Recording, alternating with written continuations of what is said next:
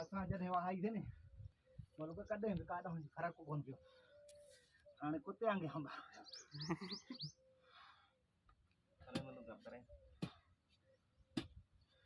पर चाचू मस वारे विया हुआ चो परे मलक मलू को परे